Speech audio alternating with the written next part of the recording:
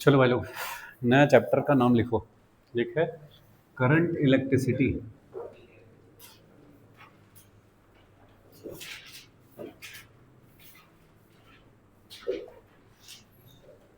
Current electricity, इसमें हमें लगेंगे लगभग 3 4 5 दिन, जब सारी चीज़ें आपके कंट्रोल में आ जाएंगी। और छोटी छोटी चीज़ें बहुत हैं इसमें चैप्टर में। ठीक है, मैं लिख ही देता हूँ एक बार क्या क्या है। एक तो है इसमें सबसे पहले करंट एंड करंट डेंसिटी। फिर एक टॉपिक है ड्रिफ्ट वेलोसिटी, है ना। इससे पहले कि मैं एक आधा टॉपिक मिस करूँ, मैं लिख रहा हूँ इसलिए तो मुझे बताते रहना। ठीक है, कहीं कुछ छोड़ दूंगी। ड्रिफ्ट वेलोसिटी, ड्रिफ्ट वेलोसिटी को कहते हैं वीडी। तो VD drift velocity and electric field के रिलेशन। ठीक बात है जी। उसके बाद आता है इसमें ओम्स लॉ। ओम्स लॉ से आ जाता है रेसिस्टेंस, और रेसिस्टेंस की एंट्री होते ही फिर दुनिया बदल जाती है। रेसिस्टेंस में सीरीज, पैरेलल, हाइब्रिड सब टाइप के कॉम्बिनेशन, अलग अलग टाइप की सिमेट्री, तो ये सब आ जाते हैं। फिर सीरीज, पैरेलल, हाइब्रिड, ऐसे सारे कनेक्शंस आ जाते हैं इसके अंदर। ठीक है, फिर इसमें आता है सेल एंड बैटरी। सेल और बैटरी के बारे में, सेल क्या चीज़ होती है, बैटरी क्या होती है, कैसे वर्क करती है। फिर आते हैं सेल के कॉम्बिनेशंस, सीरीज, पैरेलल और मिक्स कॉम्बिनेशन। सेल के भी कॉम्बिनेशन होते हैं, ऐसा हुआ। फिर है पावर एंड हीट, पावर और हीट। ठीक है, एनर्जी साथ में, चलो ऐसा मान लो। ठीक है, क्या हो गया?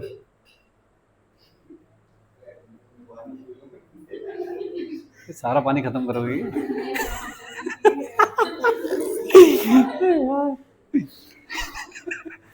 इनकी चीजें कुछ अलग टाइप की हैं चीजें, है ना। ये तो मैं देखो कि छोटी सी झांक रही है ऊपर, है ना, तो डेस्क में छेद हो गया भाई। तो पावर, हीट और एनर्जी, इतना कॉमन काम है। उसके बाद होते हैं इंस्ट्रूमेंट्स। इंस्ट्रूमेंट्स में होता है गैल्वेनोमीटर, एमीटर, वोल्टमीटर। ठीक है, इसके बाद होते हैं एक्सपेरिमेंट्स। एक्सपेरिमेंट में कुछ 3 4 एक्सपेरिमेंट हैं, जैसे Ohm's law, meter bridge, post office box, potentiometer, ये टाइप के एक्सपेरिमेंट्स हैं। हाँ, पोस्ट ऑफिस, डाक खाना, हाँ, वही वाला। ठीक है भाई, ये है पूरे चैप्टर का सिलेबस। ऐसा सब टॉपिक्स हैं सब। ठीक है जी, नोट कर लिया ना। ये मतलब तुम्हारे लिए ना, मेरे काम के हैं ये। ठीक है, मैं मिस कर देता हूँ कुछ कुछ चीज़ें, तो इसलिए मैंने लिख दिया है पहले। ठीक है भाई लोग, इससे जो पिछला वाला चैप्टर था उसका नाम है इलेक्ट्रोस्टैटिक्स। स्टैटिक का मतलब क्या होता है? रेस्ट पे। रेस्ट पे कौन? चार्ज। तो चार्ज रहता है रेस्ट पे, वो सारी चीज़ें करी हैं आपने। ठीक है ना, एक जगह से दूसरी जगह चल के चले जाना, उसको मोशन नहीं कहते। वो तो जैसे कैपेसिटर की प्लेट जब चार्ज हुई हैं तो बैटरी से होकर के चार्ज दूसरी जगह पे गया है, उसको मोशन नहीं करे, वो जाकर तो सेटल डाउन हो गया ना। कंटिन्यूअसली जहाँ पे फ्लो कर रहा हो, दैट इज मोशन। तो यहाँ पे जो चैप्टर का नाम है वो है करंट। करंट कैसे होता है? जब चार्ज मोशन में होता है, कंटिन्यूअसली मूव कर रहा होता है किसी कंडक्टिंग मीडियम के अंदर, तो यहाँ पे चार्ज होता है मूविंग चार्ज। तो ये चैप्टर है। ठीक है, जब चार्ज रेस्ट पे होता है तो कौन सा फील्ड होता है उसके आसपास? इलेक्ट्रिक फील्ड होता है। जब चार्ज मूव करता है तो फिर एक नया फील्ड आता है, वो है अगला चैप्टर।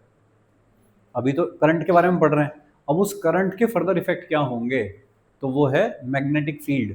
के मैग्नेटिक फील्ड होता है करंट के चारों तरफ। तो रेस्ट जो चार्ज है उसके चारों तरफ कौन सा फील्ड होता है? इलेक्ट्रिक। जब चार्ज मूव करता है तो कौन सा फील्ड होता है? वो बनेगा अगला चैप्टर। ठीक है, तो उससे पहले हम करंट के साथ कैसे डील करते हैं, रेसिस्टेंस क्या डील करते हैं, वो सीखेंगे, फिर मैग्नेटिक फील्ड में जाएंगे अंदर। तो फिर चार्ज में वहां पे मैग्नेटिक नया वाला आया मूव करने की वजह से, और पहले से इलेक्ट्रिक था, तो अब 2 फील्ड आएंगे, इलेक्ट्रिक एंड मैग्नेटिक। फिर उससे वाला जो अगला वाला चैप्टर है ईएमआई, उसमें है कि अगर ये इलेक्ट्रिक और मैग्नेटिक फील्ड वेरी करने लगे विद रिस्पेक्ट टू टाइम, तो फिर क्या हो जाएगा। और जो उससे अगला वाला चैप्टर है उसमें फिर सही में वेरिएशन दिख रहा है कि इलेक्ट्रिक एंड मैग्नेटिक फील्ड अगर टाइम के साथ वेरी करें तो इलेक्ट्रोमैग्नेटिक वेव चलती है। इस तरह से सारे chapter related to each other है। तो देख रहे हो पहला वाला जो कॉन्सेप्ट है वो आपने आखिर तक नहीं छोड़ा, इलेक्ट्रिक फील्ड वाला जो कॉन्सेप्ट है, इसलिए सारे फॉर्मूले पूरे कॉन्कैटिनेशन में फाइनल तक यूज होंगे। ठीक बात।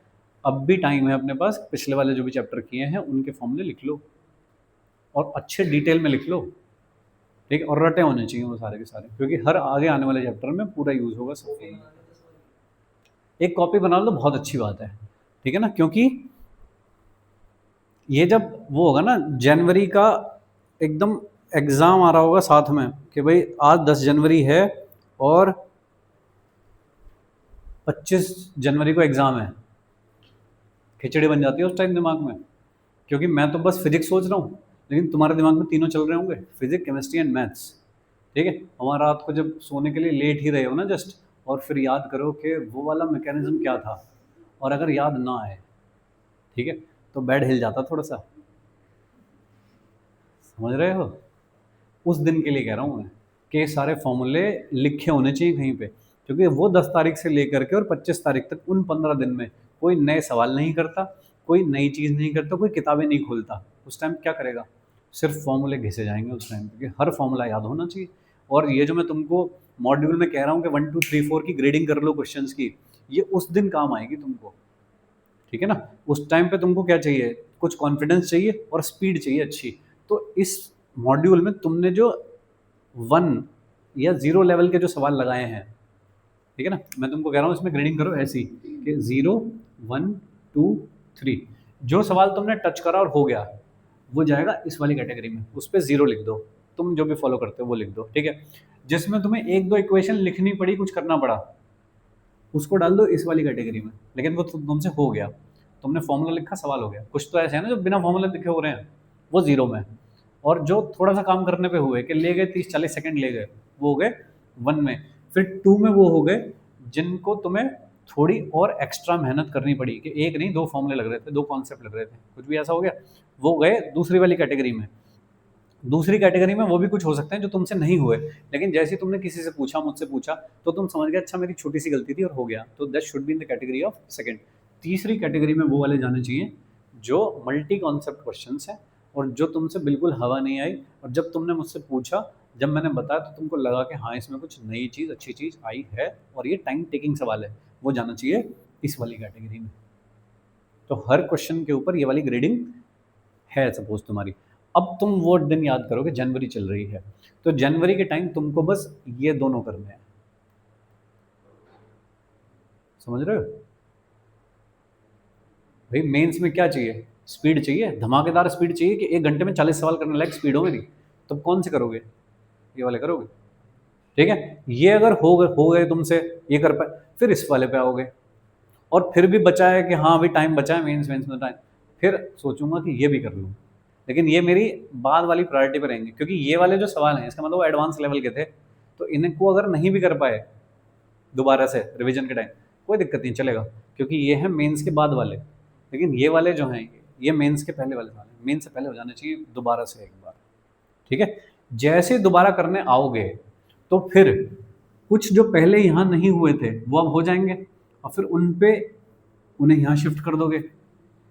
इनमें से भी कुछ हो जाएंगे दोबारा, उनको यहाँ शिफ्ट कर दोगे, तो तुम्हारा काम ऐसे धीरे धीरे करके कम होता रहेगा। ठीक है, ये वाली अप्रोच होती है ऐसे कि बहुत सारा था, फिर छोटा छोटा छोटा छोटा छोटा होता चला गया फाइनली, ऐसे पिरामिड अप्रोच। ठीक है, और अपनी अप्रोच कैसी हो जाए, एंटी पिरामिड, ये कि इतना सा था, ये करता चला गया, उसका रायता फैला दिया बिल्कुल सारे में। ऐसा नहीं करना, रिवर्स चलना चाहिए ऐसे। ठीक है, HCV कर रहे हो ऐसी ग्रेडिंग करो सब सवालों की इस तरह से, और फिर धीरे धीरे अपना काम कम करते जाओ। फाइन, क्योंकि at the end of the day मैं सारी किताब नहीं पढ़ सकता ना, जितने सवाल मैंने किए वो सारे नहीं कर सकता ना मैं 10 दिन में, तो वहाँ पे सेलेक्टिव होना होगा मुझको कि मैं कौन से करूँगा। गेम समझ रहे हो। तो जब भी कोई सवाल कर रहे हो उस पर 0 1 2 3 4 जो भी तुम्हारी ABCD what ever it is कुछ भी लिखो, लेकिन तुमको पता होना चाहिए क्या ग्रेडिंग कर रहे हो तुम। राइट, सिर्फ ये इसमें जो 0 1 2 है इतना करके तुम मेंस निकाल जाओगे प्यार से। ठीक है। और फॉर्मूले हाथ में होने चाहिए हमेशा, ये ना हो कि फिर वहाँ सोचना पड़ रहा है कि क्या था, डराइव कर लूँ, ये सब नाटक नहीं होना चाहिए। फॉर्मूले ऐसे होने चाहिए, इसलिए बुक कह रहा हूँ, एक बुक बना लो जिसमें सब लिखे हो। लूज पेपर बना लो। लूज पेपर में ये थोड़ी अच्छी बात होती है कि कल को अगर कुछ ऐड करना हुआ तो एक पेपर नया लगा दोगे ना उसी में। तो लूज पेपर पे बना लो, जैसे एक चैप्टर के बने उनको पंच मार के रख लिया, 8-10 पन्ने हो गए, सब कुछ काम खत्म हो गया। ठीक है, ऐसा करके रख लो, इसलिए वो दिन की तैयारी चल रही है। ठीक है, हम समझ रहे हो। चलेगा, वापस आते हैं। तो भाई लोग, करंट क्या होता है? करंट को फ्लो करने के लिए मीडियम कैसा चाहिए? कंडक्टिंग मीडियम होना चाहिए, तभी करंट फ्लो कर सकता है। तो किस किस टाइप के मीडियम होते हैं? एक तो होता है कंडक्टिंग, या कहिए कंडक्टर। कंडक्टर कौन होते हैं? जो भी मेटल्स हैं नॉर्मली उनको आप कह रहे हो कि वो कंडक्टर है। जो कंडक्टर नहीं होते वो और क्या हो सकते हैं? इंसुलेटर हो सकते हैं और सेमीकंडक्टर हो सकते हैं। इस वाले चैप्टर में हम जो सारी बात करेंगे that is only of conductor, के कंडक्टर में कैसे फ्लो होता है। सेमीकंडक्टर का अलग से चैप्टर है पूरा। ठीक है, और इंसुलेटर हमने थोड़े थोड़े से देखे हैं, पढ़े नहीं है, देखे हैं। कैपेसिटर में जो डाल रहे हो वो चीज़ें जो हैं वो सब इंसुलेटर हैं। कंडक्टर की डेफिनेशन क्या होती है बताइए? किन चीज़ों को कंडक्टर कह देते हैं? जो चार्ज फ्लो करवाएं। ठीक है, कहाँ से लाएं वो चार्ज फ्लो करवाने को?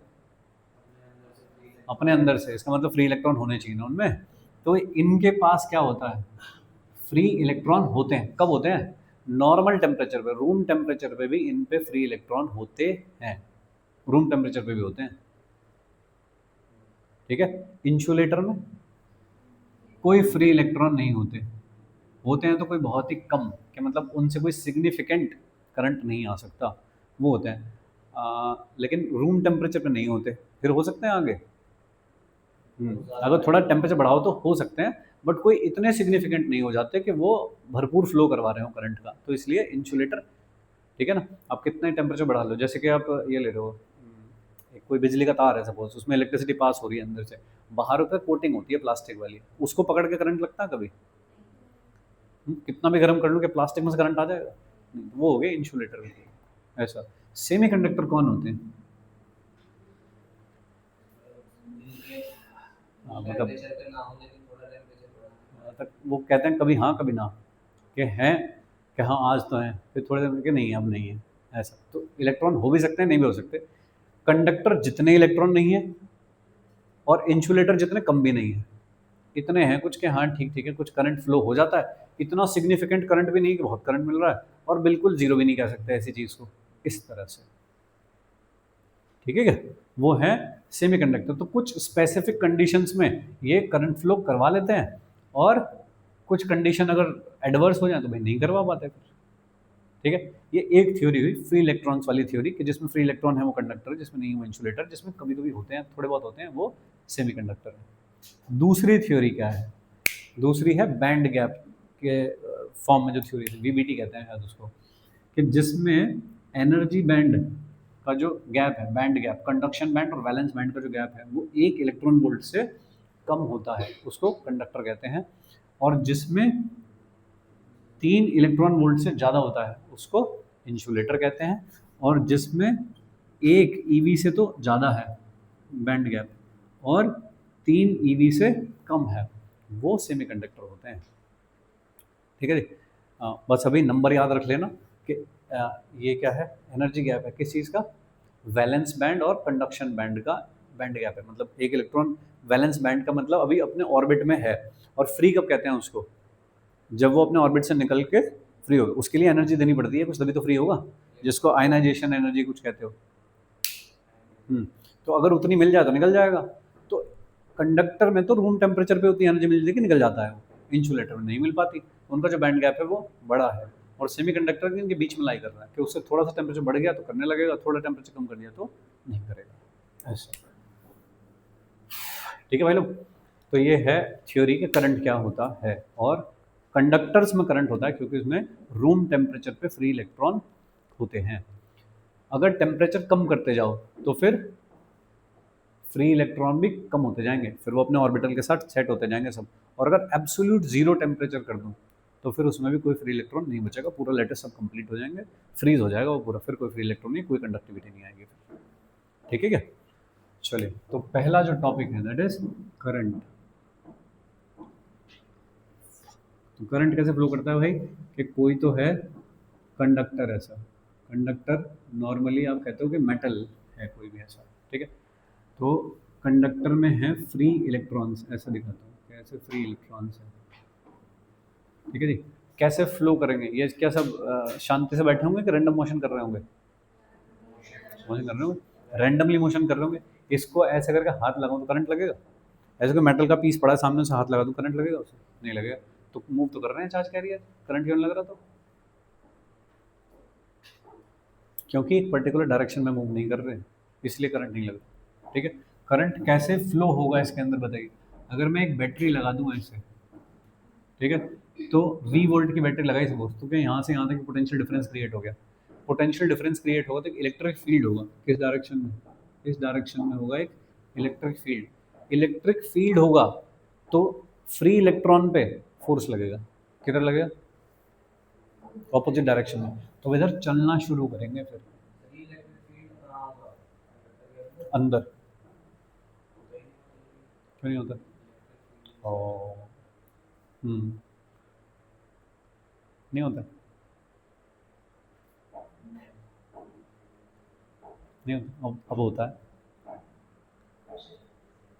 तो भाई ऐसे करके इलेक्ट्रॉन चलना शुरू करेंगे, फोर्स लगेगा उनके ऊपर, फोर्स लगे तो इलेक्ट्रॉन चलेंगे, इधर आएंगे, ऐसे करके सर्किट कंप्लीट करेंगे और ये वाला प्रोसेस चलता रहेगा। तो पहले अगर ये वाला कोई क्रॉस सेक्शन में लगा रहा, जब बैटरी नहीं लगी हुई थी, तो उससे कुछ इलेक्ट्रॉन अगर इधर जा रहे थे रैंडम मोशन करके, तो उतने ही इलेक्ट्रॉन इधर भी आ रहे थे, कुछ ऐसे जा रहे थे तो कुछ ऐसे भी जा रहे थे, कुछ इधर जा रहे थे।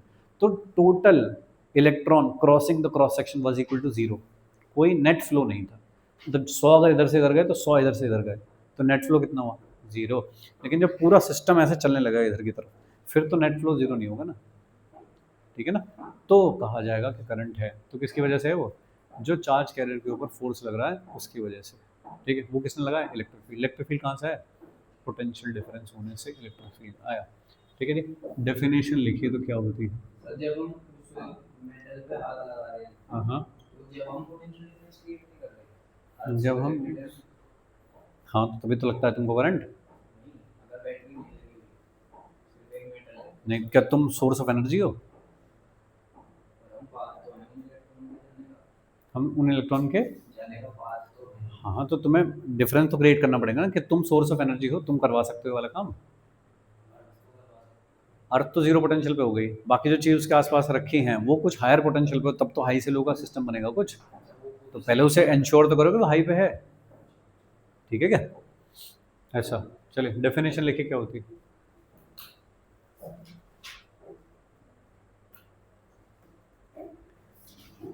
लिखिए, rate of flow of charge, rate of flow of charge through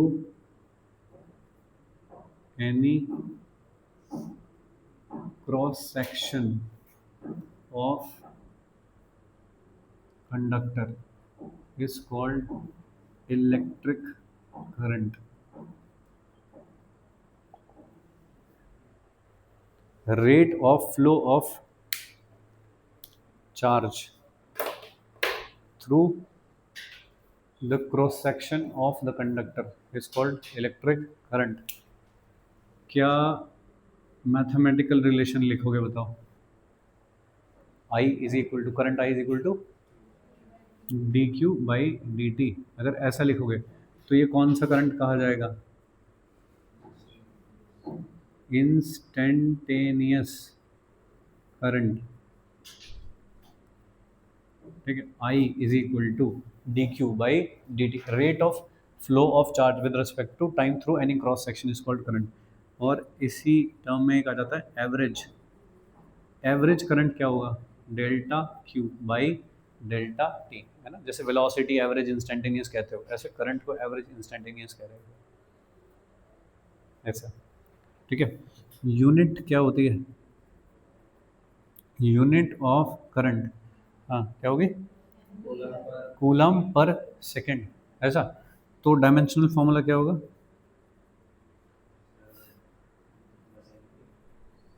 dimensional formula अब कूलम तो फंडामेंटल यूनिट है नहीं, फंडामेंटल कौन है, एम्पियर। तो एम्पियर है फंड ये यूनिट इसकी जो है, ठीक है, जो कि फंडामेंटल यूनिट है एम्पियर। तो डायमेंशनल फार्मूला क्या है इसका, बस ए फॉर एम्पियर। चार्ज का डायमेंशन फार्मूला क्या है, क्यू का डायमेंशनल फार्मूला क्या हो जाएगा मुझे, आई इंटू टी। तो आई कौन, ए, और टी फॉर टाइम। ये चार्ज, चार्ज फंडामेंटल नहीं है, करंट फंडामेंटल है, ठीक है ना, कोई मतलब ज़्यादा डिफरेंस नहीं है दोनों में। बट हाँ ठीक है, किसी भी एक चीज़ को लिया गया है तो भाई उसको लिया गया है।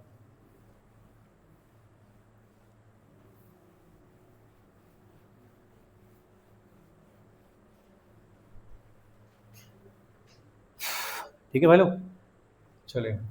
इंस्टेंटेनियस करंट, इंस्टेंटेनियस को लिखना नहीं होता कि वो इंस्टेंटेनियस है, एवरेज को लिखना होता है कि वो एवरेज है। ओके, अगर मुझे कभी चार्ज निकालना हो इससे तो क्या आ जाएगा, आई डी टी, और क्या कर दूंगा इसे, integrate. Time T is equal to zero पे जीरो चार्ज था, टी पे हो जाता है मान लीजिए डेल्टा क्यू। तो डेल्टा क्यू क्या हो जाएगा, integration I D T from zero to T. ये एक फॉर्मूला हुआ। डेल्टा क्यू मतलब मैंने लिखता time T is equal to zero पे क्यू वन चार्ज है और टू पे क्यू टू है, तो Q two minus Q one, delta कि कितना फ्लो हुआ इतने टाइम में, तो इसलिए उसको लिखा है डेल्टा क्यू। ठीक है, इसी चीज़ को और कैसे लिख सकते हो, area under current time graph भी क्या देता है, चार्ज फ्लो कितना हुआ। ये हो गया एक formula, area under current time graph देता है चार्ज फ्लो। ठीक है भाई, चलेगा। थोड़े से सवाल देखेंगे। आई करंट है कहीं पे, two minus three T plus four T square, ऐसा है। अपने को पूछा है charge flow from t is equal to 0 to t is equal to 2 second and average current for t is equal to 0 to t is equal to 2 second।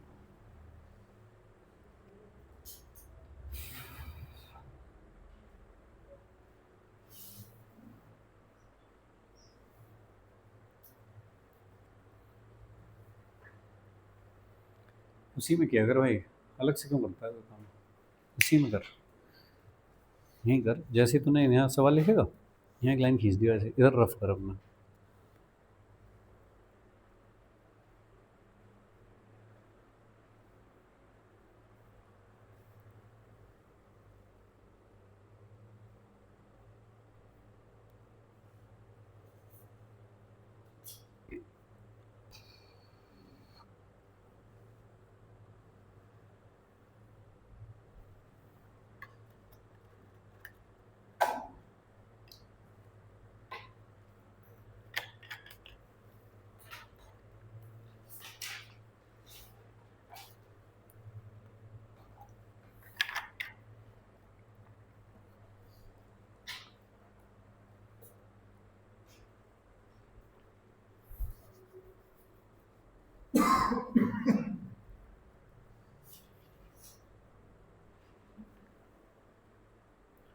To T नहीं है, to है, ठीक है।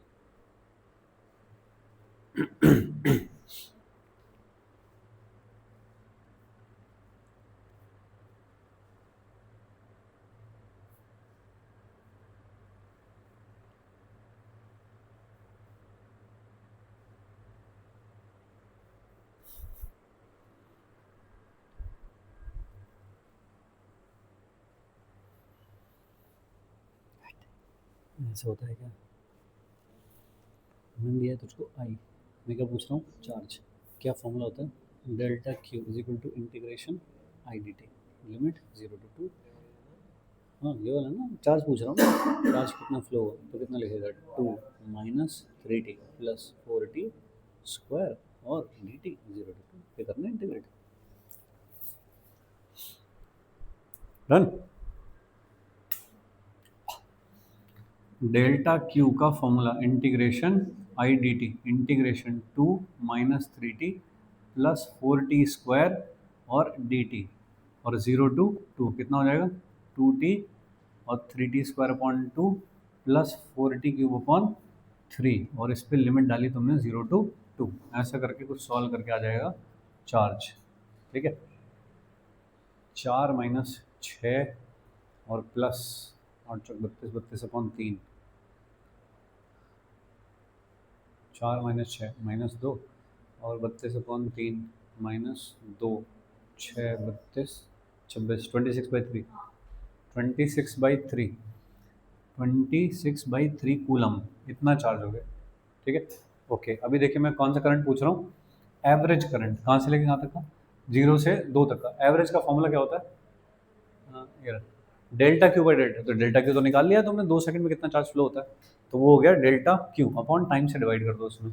तो आई एवरेज कितना हो जाएगा, delta Q by delta T. ठीक है, कितना हो गया दोस्त, 13/3 हो गया क्या, इतने एम्पियर। उसी में पहले 0 डाल दिया, फिर 2 डाल दिया, किसी करंट में, माइनस कर दिया। करंट में, हाँ करंट में तुम अगर 0 डालोगे तो वो आएगा I at time T is equal to 0, ये तो करंट आएगा, इंस्टेंटेनियस करंट आएगा ये तो। ठीक है, फिर तुम कहोगे कि मैं t इज इक्वल टू 2 डाल दूंगा करंट में ही, चला गया रे, ये रहा, हाँ तो कितना हो जाएगा, 2 माइनस 6 और प्लस 16, तो कितना हो गया, 12 एम्पियर। अब क्या करूँ,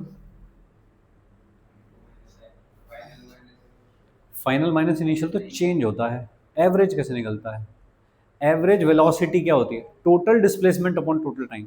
ऐसे क्या लिख रहा हूँ, एवरेज करंट में क्या, total charge phloem upon total time. तो 0 से 2 में कितना चार्ज फ्लो हुआ अपॉन टोटल टाइम, ऐसा। ठीक है क्या, चलो ले, जब तूने ऐसा बोल दिया तो भाई एक लिख रहा हूँ मैं, एक सवाल, 10 साइन 2t, ऐसा लिख रहा हूँ सपोज, इस तरह का चार्ज, चार्ज है कुछ ऐसा चार्ज है ना, तो मुझे उसमें करंट, एवरेज करंट निकालना है मुझको, average current in t is equal to 0 to t is equal to 2 second, ऐसा बताना है मुझको।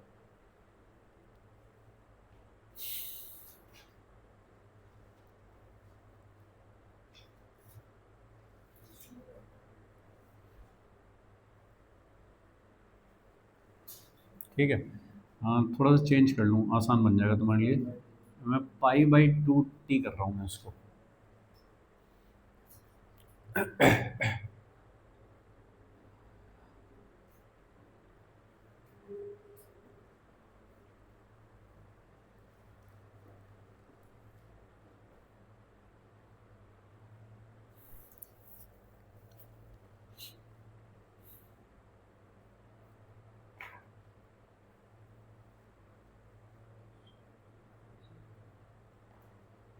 0 से 2 तक का एवरेज करंट निकालना है, चार्ज वेरी कर रहा है ऐसे।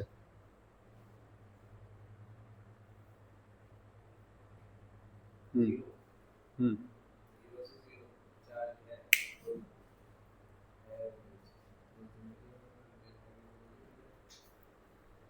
बोलो भाई, जितना करंट आया उतना ही निकल गया, कहाँ निकल गया, ऐसे आया तो ऐसे चला गया, हाँ ऐसे है तो ऐसे चला गया, सही बात है। करंट है नहीं। हाँ करंट है ही नहीं, तो इसको अगर मैं एक बार डिफरेंशिएट करूँ तो क्या करंट मिलेगा, कितना मिलेगा, 10π/2 cos πt/2, ऐसा मिलेगा क्या, इसको एक बार डिफरेंशिएट करो करंट मिलेगा, थोड़ा एक लाइन और लिख लो चलो, cos πt/2, अरे ऐसा मिलेगा, सही है, ओके। अब देख, अगर मैं एक ग्राफ बनाऊं t और i, करंट का t के साथ एक ग्राफ बनाऊं तो कैसा ग्राफ है वो, कॉस का ग्राफ है। कॉस का ग्राफ कैसा होता है भाई, ऐसे फिर ऐसे और फिर ऐसे और फिर ऐसे, ऐसा करके हो गया, एक टाइम पीरियड हो गया इसका पूरा ये। ठीक है, यहाँ से पता टाइम पीरियड कितना है, टाइम पीरियड कितना है यहाँ से, ओमेगा, ये वाली चीज़ क्या होती है, ओमेगा। तो ओमेगा कितना है इसका, π/2, और ओमेगा क्या होता है, 2π/t, तो t कितना है, 4 सेकंड। तो यहाँ तक जो टाइम हुआ वो कितना हुआ, 4 सेकंड, ये वाला कितना हुआ, 2 सेकंड। ये देखना, करंट मैक्सिमम था ये वाला, कितना था, 5π, और मिनिमम कितना था, -5π, 5π लिख रहा है ना ये वाला, 5π से -5π, तो 0 से लेके 2 सेकंड तक की बात कर रहा हूँ, तो जितना करंट पॉजिटिव था फिर उतना ही नेगेटिव भी था। सही है, तो पहले ऐसे गया और फिर ऐसे गया सारा, तो नेट करंट कितना हुआ एवरेज? जीरो। ठीक है, चार्ज फ्लो से भी देख सकते हो। आईटी ग्राफ का जो एरिया होता है वो क्या देता है? Charge flow.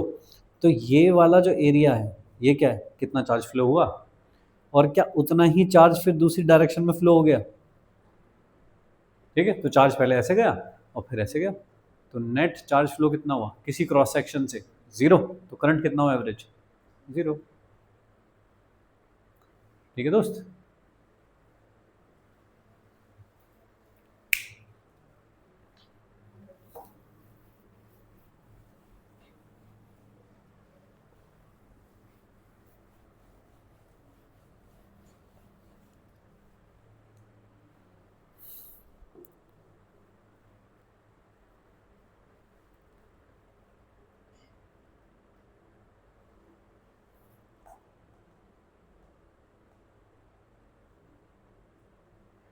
तो अगर कहीं पे भी मूविंग चार्ज होता है पूरे एक क्लोज लूप में, तो वो करंट कंस्टिट्यूट करता है फिर।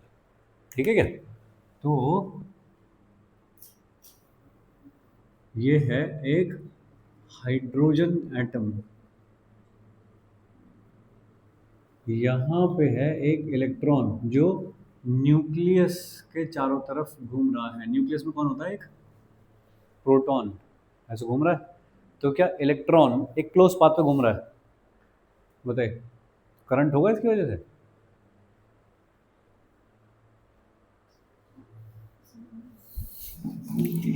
एक हाइड्रोजन एटम में एक इलेक्ट्रॉन फर्स्ट ऑर्बिट में घूम रहा है प्रोटॉन के अराउंड, ऐसे ही तो होता है हाइड्रोजन एटम। तो वो जो घूमता हुआ इलेक्ट्रॉन है वो चार्ज इन मोशन हो गया, तो क्या वो कुछ करंट प्रोड्यूस करेगा? चार्ज इन मोशन है वो, यस, तो करंट होगा। कितना करंट होगा? सर ये भी तो क्लियर है। कौन? ये वाला इसका मोशन। हाँ, तो ऐसे जाके ऐसे तो नहीं जा रहा ना वापस, जा तो ऐसे ही रहा है ना हमेशा।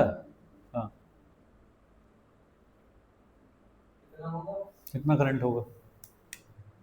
जितना टाइम यूजर में होगा। आई इज इक्वल टू, हमारे पास तो एकमात्र फॉर्मूला है बस, ये Q upon T, D Q upon D T. Q upon T एक ही चार्ज है, तो चार्ज कौन हुआ? इलेक्ट्रॉन। टाइम कितना, कौन सा टाइम?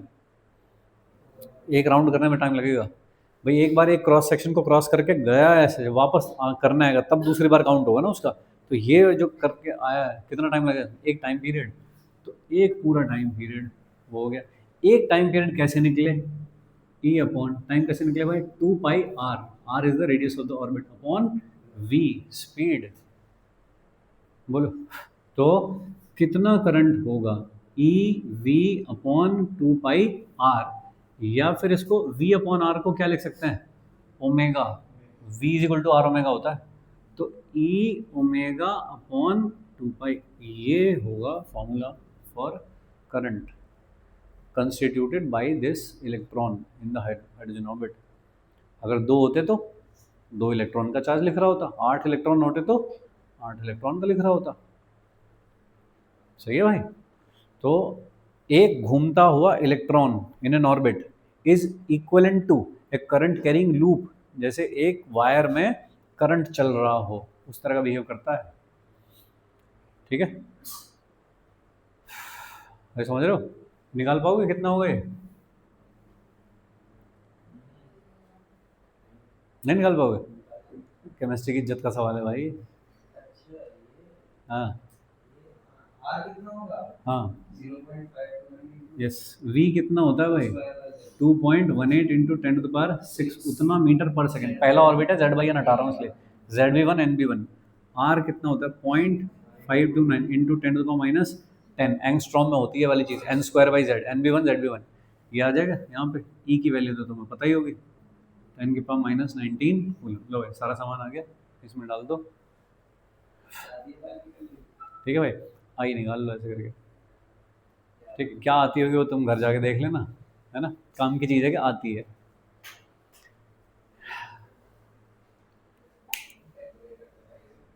कर ले कर लेना, पर द पॉइंट इज के ऐसा होता है, करंट होता है यहाँ पे। अरे केमिस्ट्री में कुछ कुछ वो भी तो पढ़ते हो, वो 4 तरह के नंबर होते हैं, क्वांटम नंबर। हाँ, वो कहाँ से आ रहा है फिर वो? सर एनर्जी पता है, एनर्जी के भी फॉर्मूले होते हैं, हम्म, वही वाले 13.6 हम्म,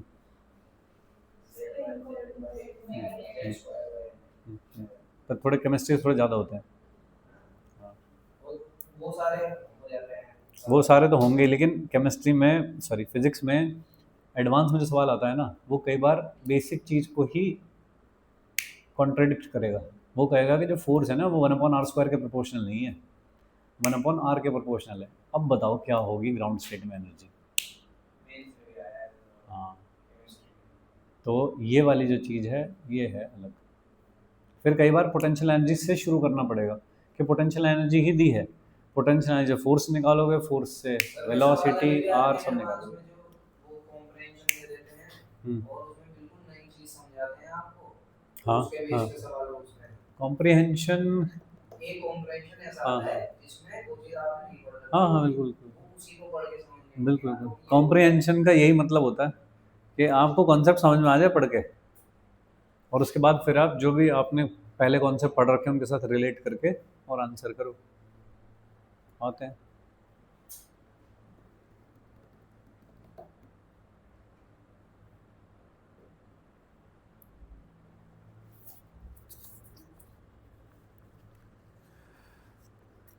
थ्योरी खूब है इस वाले चैप्टर में।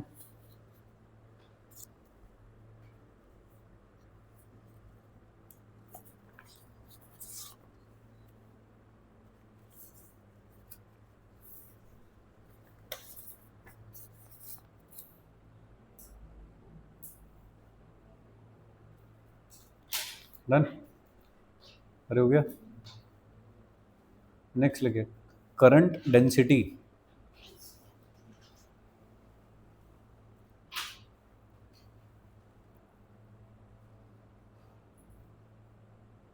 करंट डेंसिटी, इसमें लिखिए एक line, view of the charge flow, view of the charge flow through the cross section of the conductor, through view of the charge flow through the cross section of the conductor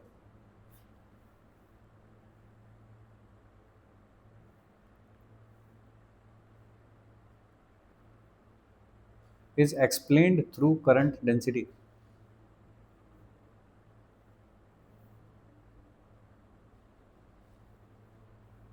Is explained through current density.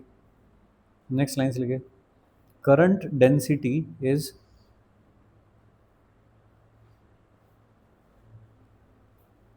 current density is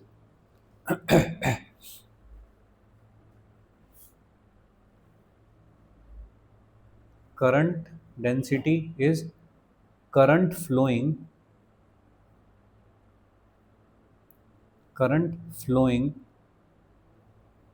per unit cross sectional area. Current density is current flowing per unit cross sectional area of the conductor, per unit cross sectional area of the conductor.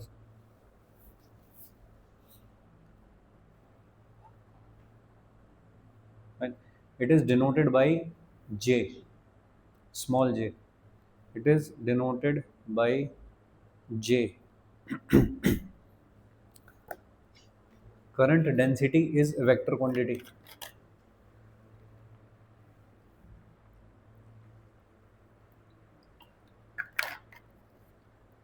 Current density is a vector quantity.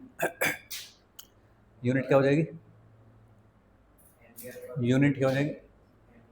Ampere per metre square. Note करो, current तो scalar है, इसीलिए तो ये आया बेचारा। Current density is a vector quantity, unit is ampere per metre square. Dimension formula,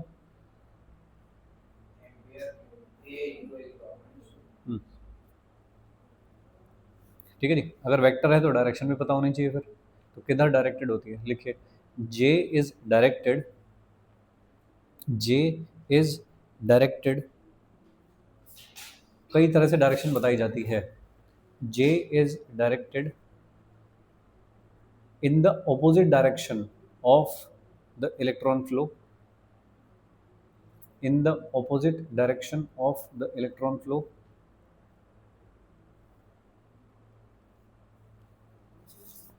or in the direction of electric field, or in the direction of electric field। तो field की direction में है, और फील्ड की direction के opposite तो चल रहे हैं इलेक्ट्रॉन, रिवर्स में डाला है ना उनका फोर्स, तो उनके डायरेक्शन के ऑपोजिट कहूँगा। ठीक है। करंट कैसी क्वांटिटी है? Scalar quantity. स्केलर क्यों है वो? करंट स्केलर क्यों है? क्योंकि वो वेक्टर नहीं है। स्केलर क्यों है? वो वेक्टर जैसी चीजें वो नहीं वेक्टर कौन होते हैं? तो जो ऐसे अगर हो ना, जो स्केलर नहीं होते। जो ऐसे अगर हो तो ऐसे नहीं होते। उदय भाई, वेक्टर कौन होते हैं? जिनमें मैग्नीट्यूड हो, डायरेक्शन हो। तो इसको तो करंट में भी है।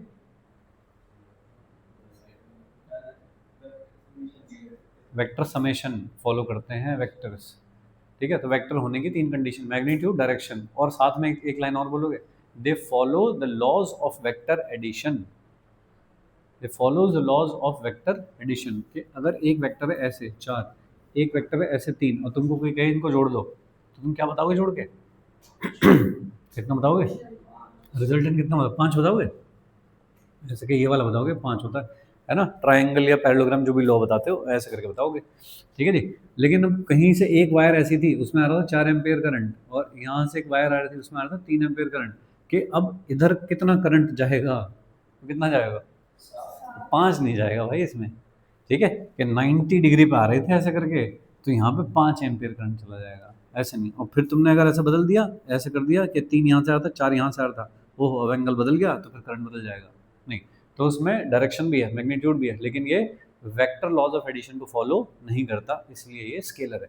अब हमारा जो सारा काम चल रहा है चैप्टर में, वो किसके थ्रू चल रहा है? इलेक्ट्रिक फील्ड के थ्रू। इलेक्ट्रिक फील्ड तो वेक्टर क्वांटिटी है, तो मुझे बहुत जगह पे वेक्टराइजेशन कुछ करना पड़ेगा, डायरेक्शन की इंपॉर्टेंस आएगी। ठीक है भाई लोग। इसलिए एक क्वांटिटी डिजाइन करी गई है करंट डेंसिटी, जो कि क्या होती है? Current flowing per unit cross sectional area. Delta S तो एरिया हो गया, और कितना करंट फ्लो कर रहा है उसमें से, वो हो गया डेल्टा आई। ये है एवरेज करंट डेंसिटी। इंस्टेंटेनियस कैसी हो जाएगी तो बताइए? J is equal to D I upon D S, ऐसा करके। तो D I is equal to J और डी एस, ऐसा। ठीक बात है। एरिया स्केलर होता है वेक्टर होता है? वेक्टर होता है एरिया तो। ठीक है। तो अगर मैं इस चीज़ को वेक्टर में लिखना चाहूँ, ये वाली चीज़ को, तो वेक्टर फॉर्म में क्या लिखोगे इसे? बताइए। जे जो चीज़ है वो कैसी है? वेक्टर है। डी एस जो एरिया कह रहे हो वो भी वेक्टर है, और इधर जो आ रहा है वो कैसा है? वो स्केलर है।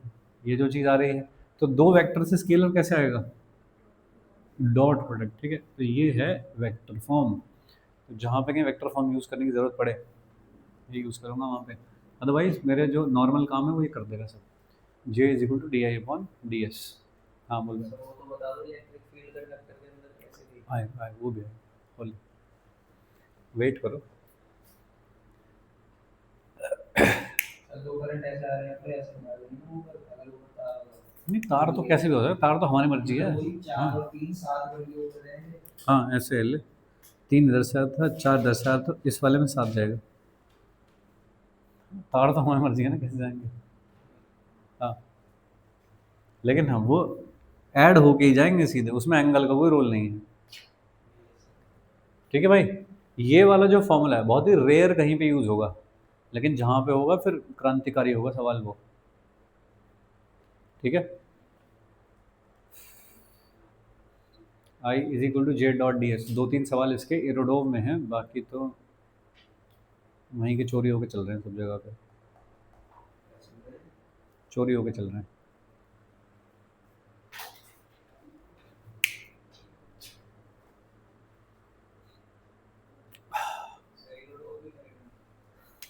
जिस दिन खोल के देखो उस दिन पता चलेगा काफ़ी सारे सवाल कर लिए हैं।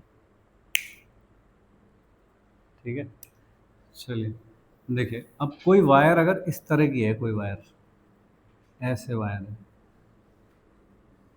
इस तरह का कोई वायर है जिसका non uniform type of cross section area है, तो इधर से कुछ करंट एंट्री करता होगा, तो क्या उतना ही करंट यहाँ से बाहर निकलना चाहिए?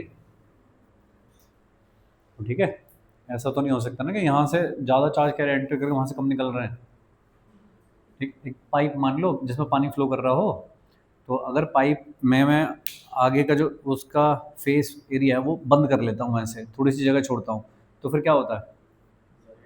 स्पीड बढ़ती है तब, ठीक है ना, स्पीड बढ़ जाती है उस टाइम पे पानी निकलने की। स्पीड क्यों बढ़ रही है? क्योंकि वहाँ से इनटेक तो फुल हो रखा है, जितना हो रहा है वो इनटेक हो रखा है, तो आउटपुट में उतना निकलना चाहिए ना। अगर नहीं निकला, मान लीजिए कम निकल रहा है यहाँ से, वहाँ से ज़्यादा एंट्री कर, तो क्या होगा?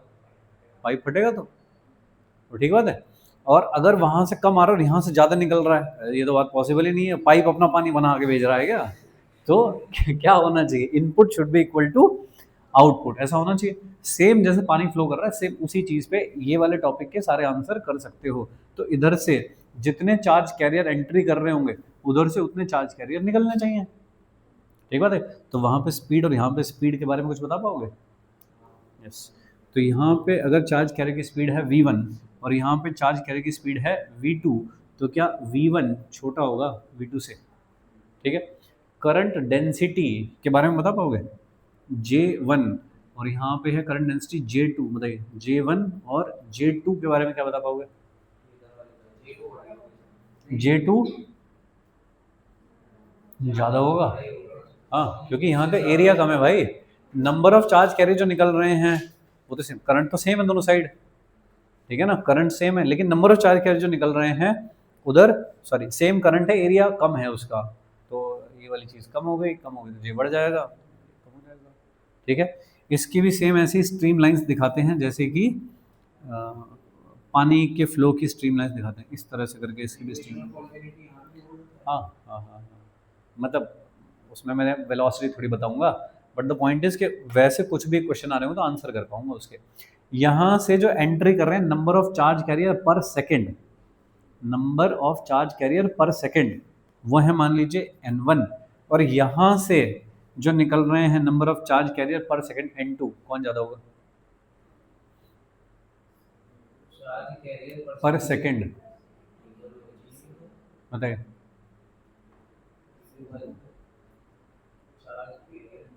चार्ज कैरियर पर सेकेंड, अरे करंट का जो फॉर्मूला लिखते हो I इज इक्वल टू, वो क्या होता है? Q अपॉन टी, और Q क्या होता है? NE upon T. तो मैं क्या कह रहा हूँ? नंबर ऑफ चार्ज कैरियर पर सेकेंड, तो मैं एक्चुअली E अपॉन टी कह रहा हूँ उसमें। तो यहाँ पे जो NE अपॉन टी कह रहा हूँ, तो यहाँ से जो चार्ज कैरियर एंट्री कर रहे हैं और वहाँ से जो एग्जिट कर रहे हैं, दे शुड बी सेम, तभी तो करंट सेम रह पाएगा। तो N1 should be equal to N2, N1 और N2 इक्वल रहे, इसीलिए तो स्पीड बढ़ी है वहाँ पे। यहाँ से 100 एंट्री कर जाते हैं, वहाँ से छोटी जगह है, तो वहाँ से 100 निकालने हैं अगर, तो स्पीड बढ़ानी पड़ेगी ना फिर उनकी, तभी तो निकल पाएंगे। तो इसलिए ये टाइप की अगर कुछ भी चीज़ें पूछी जाएँ, तो ये आप जैसे पानी का फ्लो होता है उसको आंसर करना है, ठीक उसी तरह से आंसर कर सकते हो। ठीक है क्या? ये थोड़े असर्शन रीजन टाइप की चीज़ में ऐसी जगह पे ये वाली चीज़ें पूछी जा सकती हैं।